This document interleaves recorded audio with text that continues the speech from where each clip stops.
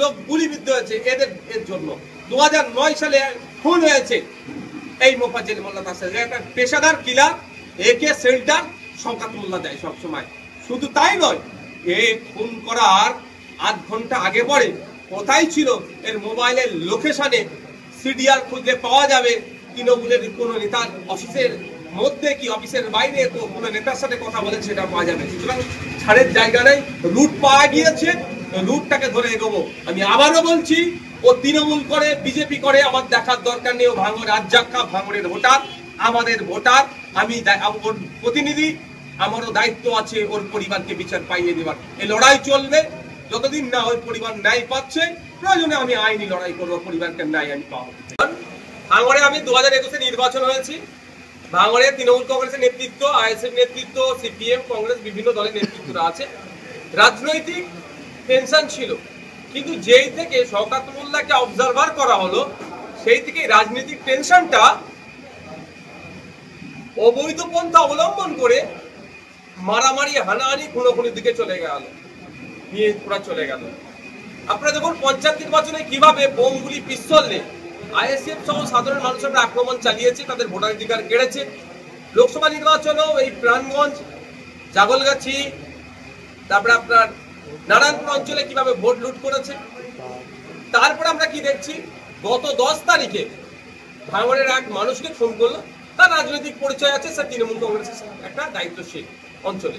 কিন্তু প্রশ্ন, খুন করার সাথে সাথে শওকত মোল্লা আইএসএফ কে দেখে দেওয়ার চেষ্টা করলো। আইএসএফ করেছে আমার নামেও।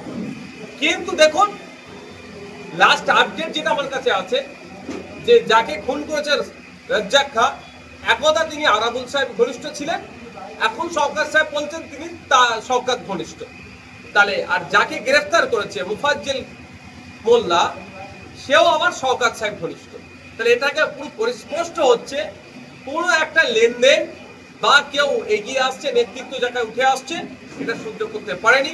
গোষ্ঠী কন্দলের কারণে খুন হতে হলো ভাঙড়ের একটি তরতাজা যুবককে। আমি বিধায়ক হিসাবে কন্ডেম করছি, যারা খুন করেছে সর্বোচ্চ শাস্তি তাদের দাবি করতে চাইছি, এবং সাথে সাথে এই খুনের সাথে যারা যুক্ত কেউ না ছাড় পায়। আমি ধন্যবাদ জানাবো পুলিশ কর্তাদেরকে যে সঠিকটা অন্তত রূপটা ধরতে পেরেছে যে এর সাথে কারা যুক্ত। আমি এটাও বলছি, ক্যামেরায় রেকর্ড করে রাখুন, আগামী দিনে যদি সঠিক তদন্ত হয়।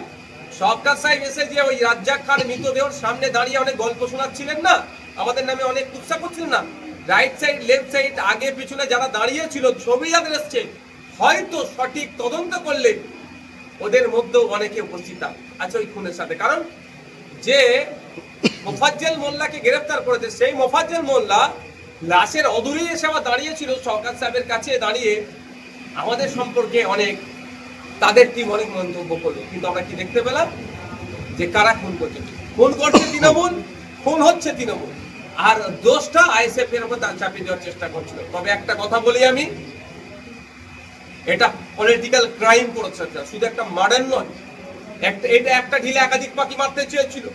একদিকে যেমন আরাবুলকে ছেড়ে চলে এসেছে, আরাবুলের কিছু ছেলের নামে মামলা দাও, আইএসএফ এর যেহেতু বিরোধী দল, ওখানে আইএসএফ প্রধান বিরোধী দল, আইএসএফ এর কিছু ছেলের নামে মামলা দাও, আর ওর পথের কাঁটাটাকেও সরিয়ে দাও। মানে এক ঢিলে এতটা ফাঁকি মারতে চেয়েছিল। তবে একটা কথা বলে রাখি, আমি যতটুকু খবর পাচ্ছি, এটা একদম উপর থেকে সিপি স্যারের ওখান থেকে নাকি এটা তদারকি হচ্ছে। He is very much intelligent, আমরা জানি। আমি আশা করব সঠিক উদ্ঘাটন হবে, যারা যুক্ত সর্বোচ্চ শাস্তি পাবে।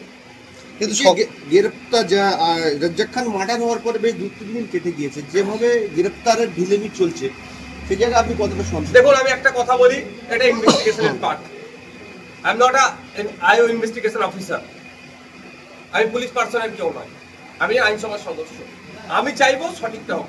যদি ধীরে চলেও সঠিকটা উদ্ঘাটন হয়েছে, একটা তো রুট পাওয়া গিয়েছে যে কে যুক্ত আর কেন কোনটা হয়েছে, কে যুক্ত পাওয়া গেছে, এবার কেন কোনটা হয়েছে, আর কারা কারা যুক্ত, কারা আগে কোনটা করতে বলেছে, এগুলো বাকি আছে।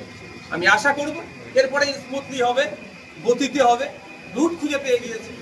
আপনি ভাঙড়ের বিধায়ক, সেই বিধানসভার মধ্যেই রাজ্জাক খান বাসিন্দা, তিনি হয়তো একটা রাজনৈতিক দল করতে পারে, তো সেই জায়গায় রাজ্জাকের ফ্যামিলি কাছে যাবেন কি, তার জায়গায় সহানুভূতি জানানোর? দেখুন আমি সত্যিকারের বলছি, একজন ভাঙড়ের বিধায়ক হিসাবে বলছি, আমি প্রচন্ড মর্মাহত।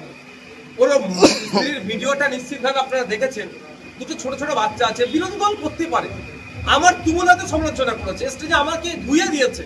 দিনের শেষে সে ভাঙড়ের একজন ভোটার, আমি কোনোদিন তার মৃত্যুতে খুশি হতে পারবো না, আমার ওই রুচি নেই। আমি আমার কর্মীদেরকে যতটা ভালোবাসি, ঠিক ভোটারদেরকেও ভাঙড়ে অতটাই ভালোবাসি। সে আমার তুমুল সমালোচনা করলো। আমি একটা কথা বলি, যারা খুন করেছে আমি তাদেরকে শান্তির ঘুম ঘুমোতে দেবো না। পরিবারের সাথে যোগাযোগ আমার হচ্ছে, পরিবারেরও কিছু বাধ্যবাধকতা থাকছে, ফলে আমি সবটা পাবলিক ডোমেইনে ডিসক্লোজ করবো না। আমি চাই এর বিচার হোক। যদি কেউ ঢিলেমি করে, কাউকে যদি বাঁচাবার চেষ্টা হয়, আর কাউকে যদি মিথ্যাভাবে এর সাথে যুক্ত করা হয়, দেখুন একটা কথা বলে দিই, বাঁচবার জায়গা নাই। একজন গ্রেফতার হয়েছে মানে এই মামলাটা আমি দরকার লাগলে চালিয়ে নিয়ে যাব। ওকে বাঁচাবার চেষ্টা হলো, মামলা সিবিআই যাবে প্রয়োজনে। তখন আবার এই মোফাজ্জল মোল্লাকে খুঁজে বার করবে, আবার ওই যে দুটো বাইকে চেপে ঘুরে গিয়েছিল তাদেরকে খুঁজে বার করবে, আবার ওই জিয়ারুল না কি রেজাউল কি নাম একটা জহিরুলকে খুঁজে বার করবে। শুধু তাই নয়, আমি এটা বলে যাচ্ছি আপনাদের ক্যামেরার মাধ্যমে, এই মোফাজ্জল মোল্লা পেশাদার একজন খুনি। এই মোফাজ্জল মোল্লার গুলি ছুড়াতে ভাঙড় চালতা বিদিয়ার আমার একটা ছেলের লোকের পা নষ্ট হচ্ছে। একাধিক